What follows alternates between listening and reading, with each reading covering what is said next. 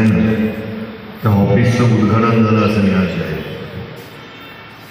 खरं तर आपण जर इतिहासामध्ये गेलो तर आपली प्राचीन मंदिरं आपण पाहिली पाहिजे आणि प्राचीन मंदिरं जी पाहिलेली असतात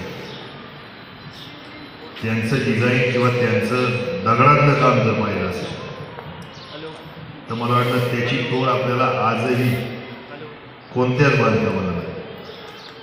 आपल्या हरिश्चंद्रगडावर आपण गेलो असेल तरी एवढ्या वरती एवढ्या उंचावर 1 सेंटीमीटरचा फरक नसेल, 1 सेंटीमीटर. म्हणजे त्यावेळेचं आर्किटेक्चर काय प्रचंड पुढं असेल आणि स्थापत्यकला ही कितीतरी उंचीवर असेल. परंतु जसे इंग्रज आले आपली स्थापत्यकला तर चोरलीच ते, बरोबर आहे. स्थापत्यकला चोरली, आपल्या ह्या सगळ्या व्यवसायावर त्यांनी उपासमारीची वेळ आली आणि मग आपली स्थापत्यकला परत आपल्यालाच त्यांनी विकली आणि ते आज जे काय आपलं सगळं ब्रिटिश स्टेशन असतं किंवा आपण आज म्हणतो त्यांच्या वास्तू खूप सुंदर, त्यांच्या वास्तू अजून उभ्या. मला वाटतं आपण त्याच्याही पुढे गेलं पाहिजे. म्हणजे आपल्या महाराजांच्या काळात सुद्धा मला वाटतं जे काही आपले सगळे गड किल्ले बांधले आहेत, आपण आजही रायगडावर जातो, स्थापत्यकलेचा नमुना आहे. मग आपला आदर्श राजा जर एवढा प्रचंड हुशार आणि प्रचंड, मग आपण मागं राहायचं नाही का?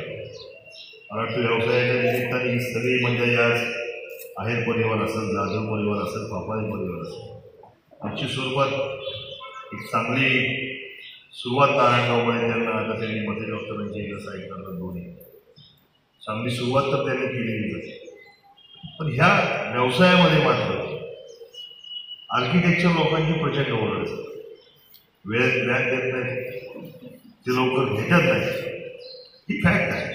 म्हणजे सर्वसामान्य माणूस हतबल होऊन जातो.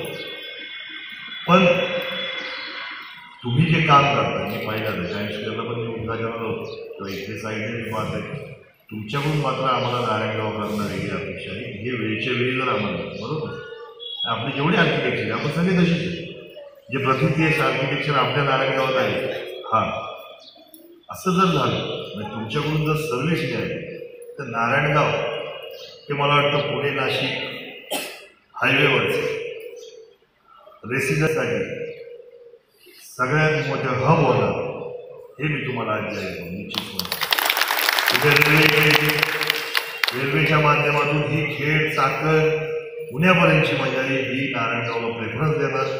कारण आमचा जे वातावरण आहे गावातलं आमच्या व्यवसायासाठी आम्ही ज्या संधी निर्माण करून आमच्याकडे व्यवसायासाठी NOCला आम्ही 1 रुपया घेतले. आमच्या एकाही व्यापाऱ्याकडून आम्ही NOCसाठी बरोबर ना त्याचे 1 रुपया आपण NOCला पहिले 2,500-3,000 रुपयाची नुसती सर्व साध्या दुकानाला NOC पैसे.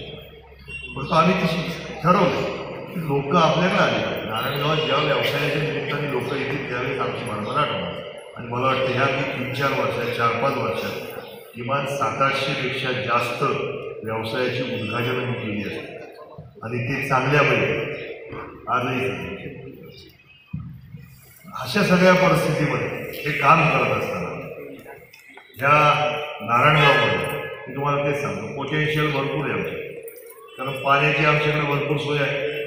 आमच्याकडं अजिबात दहशतवाद किंवा वाढणं किंवा सामाजिक सलोखा अत्यंत प्रचंड चांगला आहे. आणि ही सगळी अशी कामं असताना नारायणगाव हे तुमच्या संपूर्ण जुन्नर तालुक्यामध्ये पुणे जिल्ह्यामध्ये मात्र तुमची स्वरूपात उभं राहणार आहे. परंतु आपल्याकडून एक अपेक्षा मी तुम्हाला सांगितल्याप्रमाणे की तुम्ही जर प्लॅन तुम्ही ठरलेल्या वेळेत घेतले तर निश्चित स्वरूपात या दिशेला तुमच्या या ऑफिसला एक वेगळ्या प्रकारची उंची आल्याशिवाय राहणार नाही. आपल्या ह्या आकृती या आर्किटेक्चरच्या ऑफिसमध्ये आपल्या मनापासूनच्या शुभेच्छा व्यक्त करतो. आम्हाला इथं बोलवलं मान सन्मान केला त्याबद्दल आभार व्यक्त करतो. थांबतो. जय हिंद.